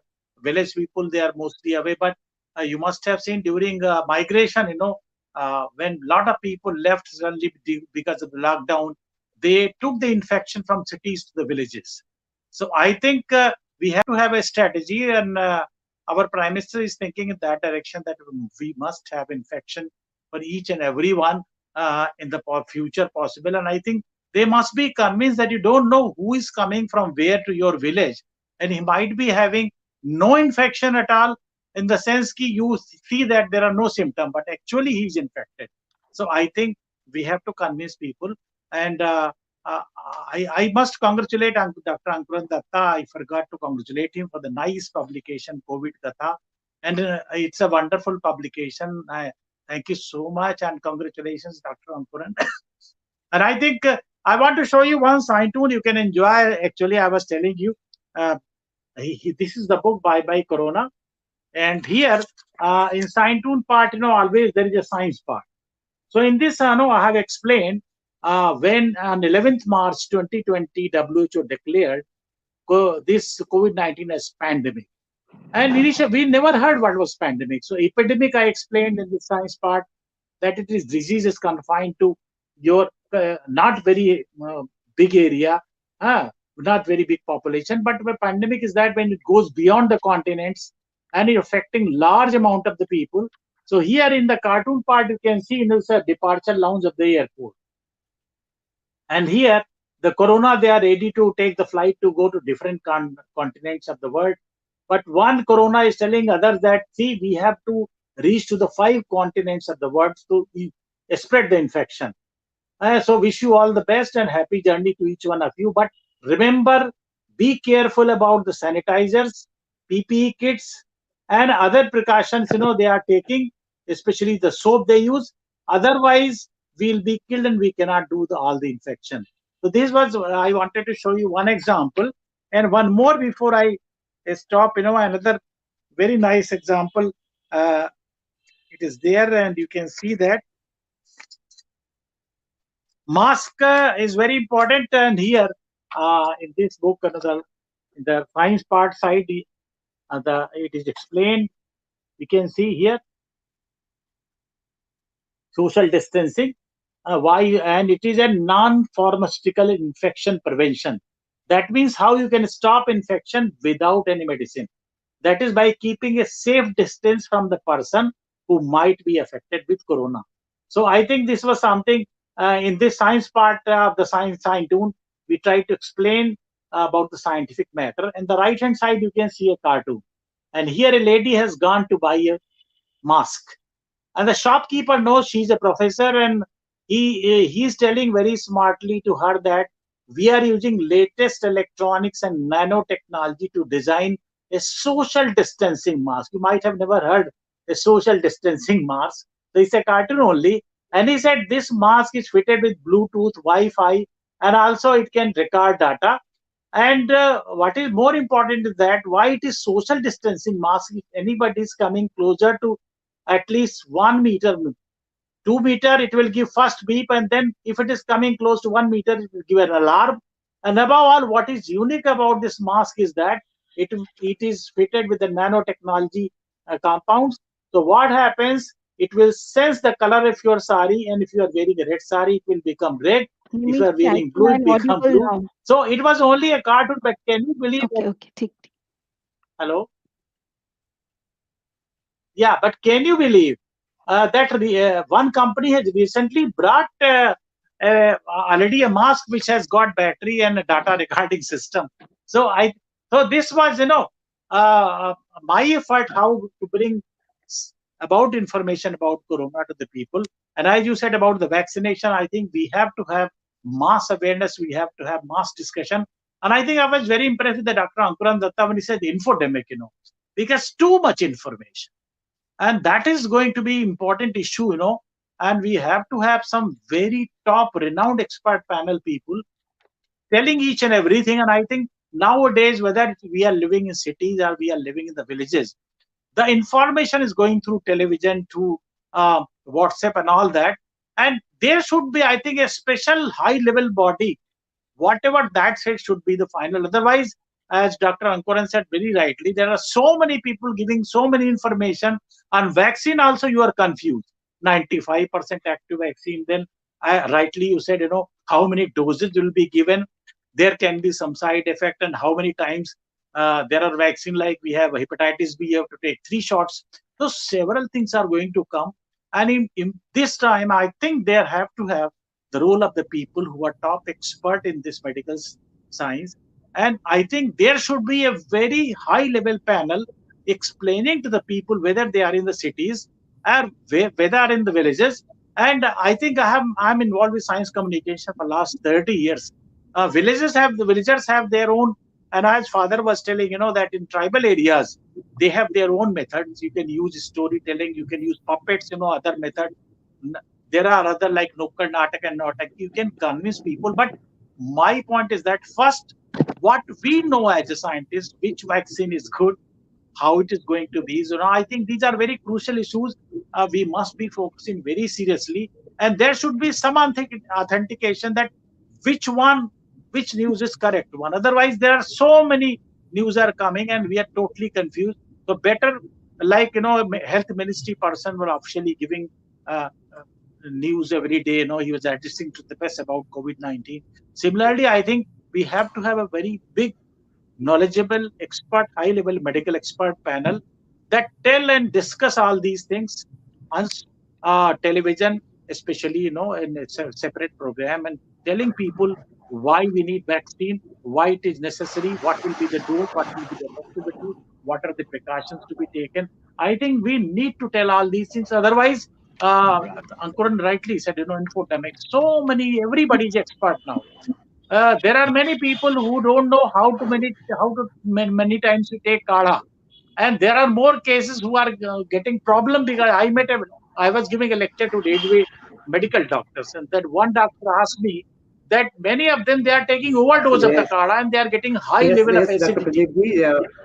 Uh, Meantime, we are sir, eagerly waiting for Dr. Dr. Rajamani, Debamitra's. sir, as we are, I think I'm audible now. yes, ma'am, you are audible. Yeah, audible. Madam, Yeah, I think really, we are madam must eagerly be waiting for you. Please, just start your presentation, ma'am. Thank you, Thank you, Pradeep sir. ji. Thank you so much Thank you, for giving me Srivastava ji. the. Thank you. Shall I, Dr. Rajamani, shall I? Yes, ma'am. Please start. Okay, I remember all your things which you have asked. So thank God it was the thing has been repaired. Acha, the thing that I would like to highlight here is determining the narrative, the premise of effective and successful science communication. So so that is when I was thinking of it. Then at the present moment, public communication in the age of COVID-19 has been dominated by the narrative of science as savior. So from that point, science as savior, I am coming out premise of with the premise of that effective, how the science communication can be effective. So the things that can happen is address the curiosity part, then the put the audience at ease because public audience want to learn, so the communication has to find something they do not know before and may like to be entertained above. It is also very important that the when it comes to science communications, people get disillusioned with all hypes and announcements. So to communicate science without succumbing to false promises, that is also another premise. Then power of jokes and cartoons, that itself I think the best way of communicating science, especially in the scenario of pandemics, because science and comedy are about unending existing frameworks, about creative changes to the status quo. So when people listen to comedy, they are more open and inquisitive, because a punchline is literally a change of mind where you see a story from the new perspective. In fact, if I take the example of Ukraine, then don't wander the streets. In fact, that punchline had really worked well because Ukraine has started their this quarantine on March 22nd, and they loosened their quarantine in May 22nd with the fact that this punchline really worked for them. So this is one. Second factor is that science communicators should always acknowledge the trial and error aspect of science. Another factor which is very important is the design factor, because this design factor to combat the misperceptions, there should be the drive towards inclusive science communication by design, so that everyone can be heard and can participate, both in terms of who is determining the science communication, but also in terms of who is engaging. Now, here I can give the very good example of that the motto, the flatten the curve, that particular motto has really worked well, because to protect because the people now have understood, to protect the citizens from virus were communicated and implemented. So the image of the flattened curve was plausible and easy to understand, and thus well suited to use as an explanatory narrative when communicating about restrictions on public life is in the interest of the public health. So based on this premises also, there are few things that has also come up. Another thing that has come up based on this science communication and the pandemic scenario is that, is the messenger as important as the message? Because pandemics like COVID-19 and the flood of online misinformation underlie the critical need to elevate the voices of science leader. In such pandemics, there is no such thing as redundancy, because in science, it is always the repetition in such pandemic situations always work. Even if it is the people have heard for a long time, every time that importance of social distancing, masks, but still there is the repetition works.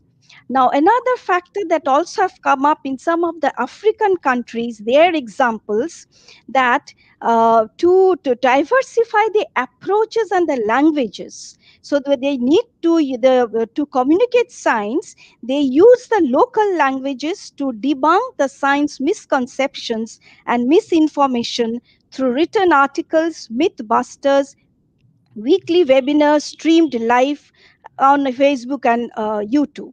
So, based on these premises, I think the narrative of effective communication of science, especially on the scenario of this pandemics like COVID-19, I think this is the premise where the science communicator should work.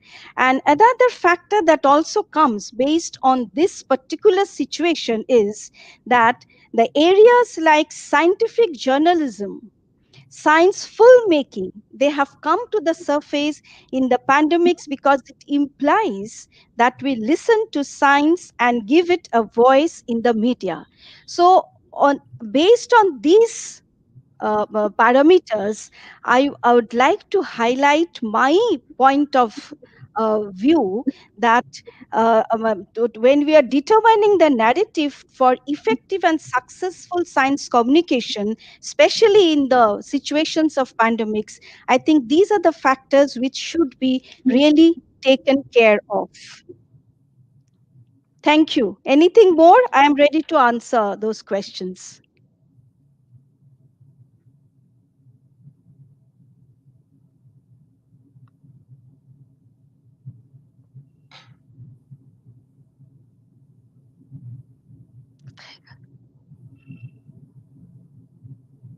Hello? Madam, it's really very wonderful speech, and you covered almost all the points of the determining the narrative in science communications. Because it's the very premise good. I And discussed mainly you are, basically on the premises of the effective science communication to determine the narratives for it. actually, we really like your way of telling. We have to provide the information in a plain and simple language. If you should not use a very meta language or a very too much technical languages and all these things. And also, you go to tell in a narrative way, in a very compelling side. Madam, I really wanted to ask you one question to you. You know that what are the challenges in providing the compelling narrative?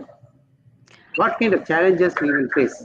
The challenge is first that usually the science communicators they face, because there is a notion that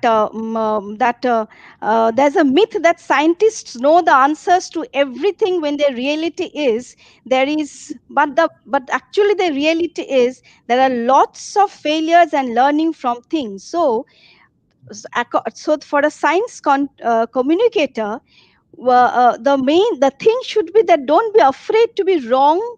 Science communicators should acknowledge the trial and error aspect of science more often, because through this failure and learning from things, many of the science communication emerge. So that is one. So that is one important factor. Second important factor is debunking the misperceptions and the misinformation. So that itself again, through the use of, as I have mentioned here, through the use of um, um, designs, through the use of jokes and cartoons to make science comedy, to link the science and comedy, and of course to discuss with the podcasts and all the other ways of communicating to the people. I think that is the best way. And as Mr. Ankuran Datta has already said, that the storytelling factor, in fact, New Zealand Prime Minister, every day when in her press conferences, when she used to meet, she used to address my 5 million people, that way. So it is, and they claim that the storytelling method itself has melted down the wall between science and society. So I think these are the ways where the science communication can wipe out the lots of misconceptions and the society and the distance with the society and politics.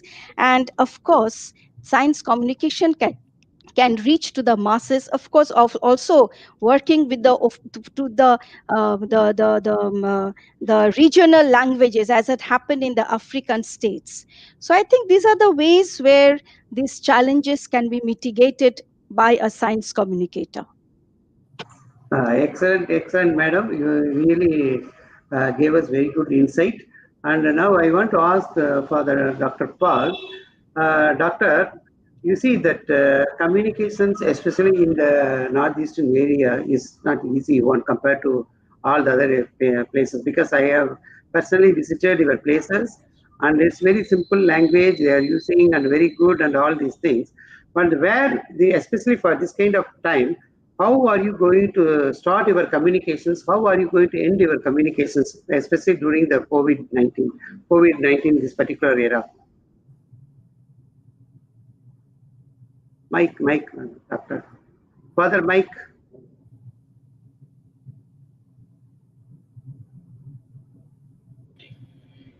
It's very interesting when the COVID pandemic began.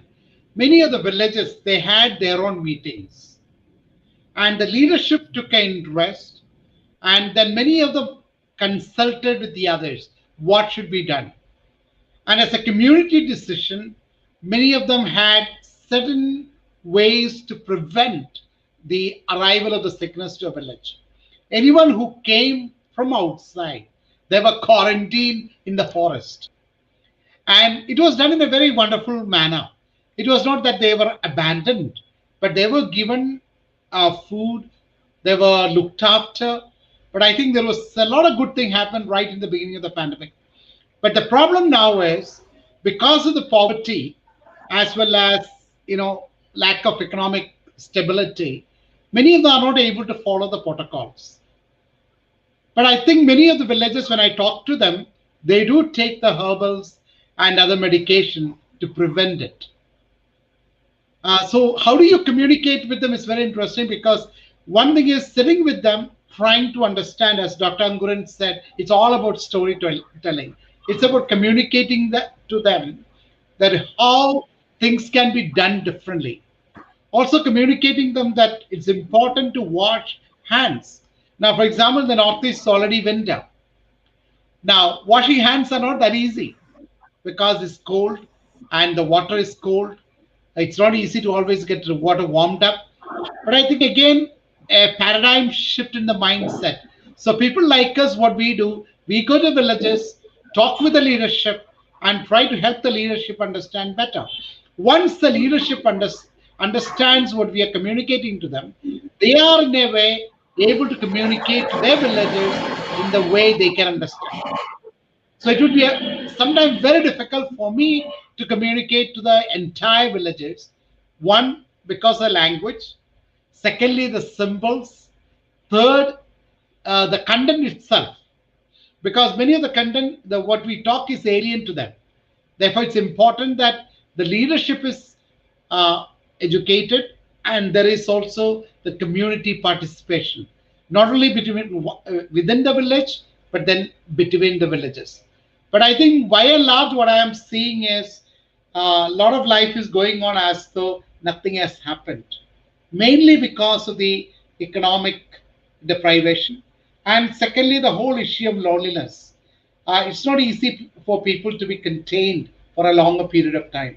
Therefore, many of them prefer to move out to other places. So it's a major issue, but we are yet to see the consequence of this virus in the Northeast. Particularly in the Northeast, the virus has not come or has not affected or known to have affected many people so far. But as the winter comes in, we might see the worst or we may not see the worst at all. So it's an ongoing challenge, trying to find symbols and also trying to communicate meaningfully and effectively the negative impact of COVID. That can be only done through the folk songs. That can be only done through visiting the villages and personal contacts. And again, as earlier said, media. Okay. Now I wanted to ask all of you very important questions for me. You know, now the COVID-19, the contact tracing is creating a lot of problems for especially for the communicators and social workers and all these people. If I just ask you contact tracing, and you want to communicate to the people for the contact tracing, how do we use your languages, especially the narrative side? Maybe I will start with Dr. Ankuran Dutta.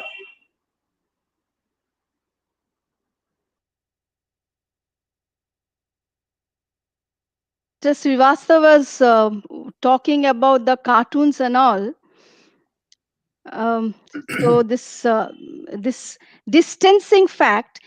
In fact, I had also published one article in Vigyan Katha Bengali, where I also explained through cartoons the coronavirus, where as a caricature, I have put that 6 feet distance where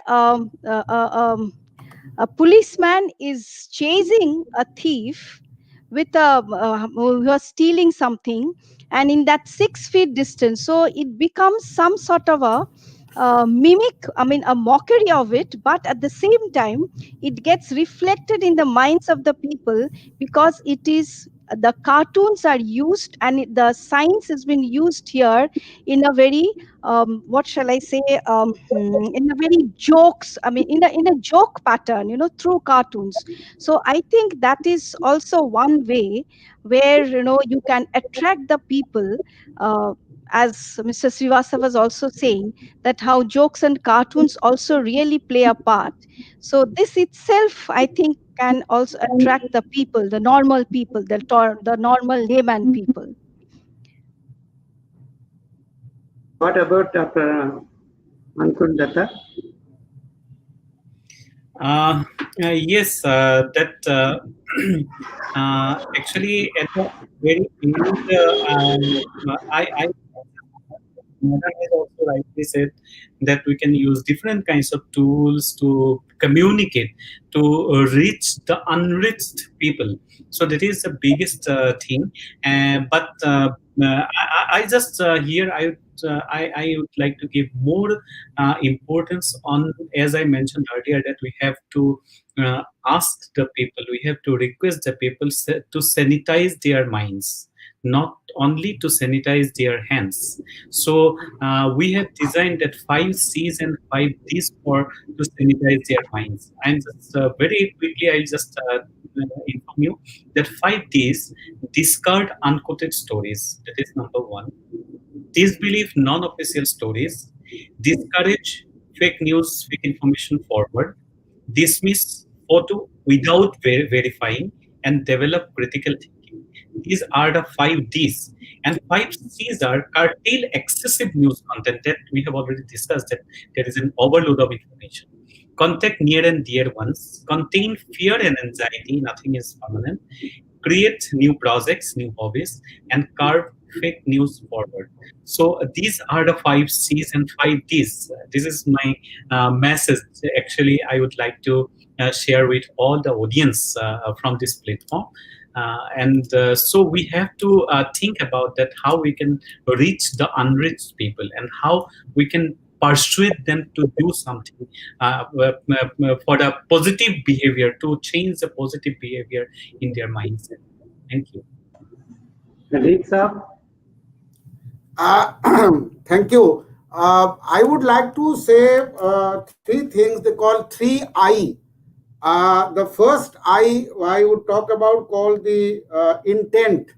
All of us are the victim of this pandemic time, and the intent must be clear. We should be very much clear about what exactly the safety protocol or the precautionary part that must be taken. Second, I talk about initiative. What I already spoke on my talk, that each one teach one part. Let's communicate and try to engage with the people in a way, maintaining the proper distance and telling them what are the factual narratives part. And third part called innovative approach. Innovative approach means in a way that there are many things are circulating in a digital age. But then what primarily matters is what suits to me, what suits to our environment. We should deeply introspect into this part, and then probably we should communicate in a way that the common people can understand.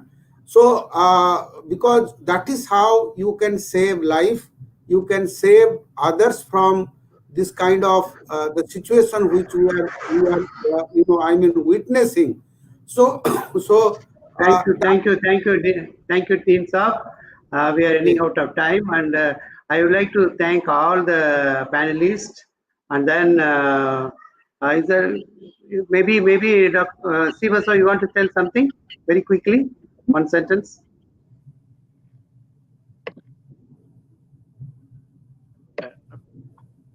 Yeah, actually, why people are scared for in mass testing? The first problem is that they are scared to go for testing. Okay. So I want to share a very unique story. There is a young man called Brian Gitta in Kenya, and he found the people are suffering from malaria, but they are not going for testing because the blood is taken and all that. They are scared. So what he did, you must have this, oxypulsimeter nowadays. You can put your finger like this, and it can tell you oxygen level. Yes. It can also tell you your pulse rate. So what he did, he designed a system attached to this, where a person only keeps his fingers and he can find out whether the person is suffering from malaria or not. Can we go something like this for corona testing also? So people are not horrified that they are going to be tested for corona, because the process itself is so horrible. People think the PP kit person coming, taking your blood, and that too precautions. So I think this to all the panelists, I want to say that we have to find something very simple, and if once it is there, we have to convince people. There is nothing to panic. We have to educate them, and if we can have a testing of corona like this, I think this will be the most important thing for all the scientists to come up with some simple things, and then we can convince people if nothing is going to happen. You have to only think, people are problem nowadays that they are not going for testing because they are scared. They are horrified to see a PP video in person. Okay, thank you, Ji. And then convince people. Okay. I would like to thank all the panelists. You really did a wonderful messages, and it's very good responses. And especially, I want to personally thank all of you. And I would like to thank Dr. Nakul and then Dr. Nimish also, and inviting all of us for this wonderful conversations. And then I'm very happy. And once again, I'm thanking Vigyan Prasad for doing all this wonderful one. And I'm very, very happy to associate with all of you. Thank you. And again, we will meet in some other occasions. Thank you once again. Thank you very much, Dr. Rajamani, sir, for moderating the session so beautifully. And on behalf of Vigyan Prasad, we wish to express our gratitude towards Professor Dhruba Jyoti Pati, sir, Dean and Director, India Today Media Institute, Noida, for chairing it. Of course, all the panelists, Dr. Pradeep, Srivastava, former Deputy Director, CSIR-Central Drug Research Institute, Lucknow, Dr. Mitra, former Director, Satyajit Film and Television Institute, Kolkata. We know that we got some technical problem, but at the end, the talk was very informative and very helpful.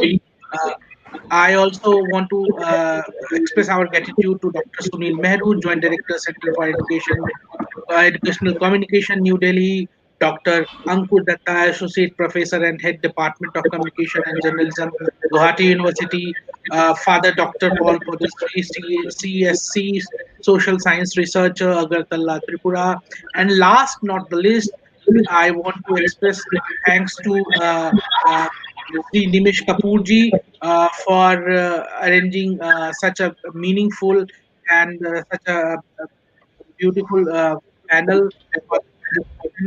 And I also want to thank our team in Vigyan Prasar for making this 10th Science Film Festival, National Science Film Festival of India, come to exist.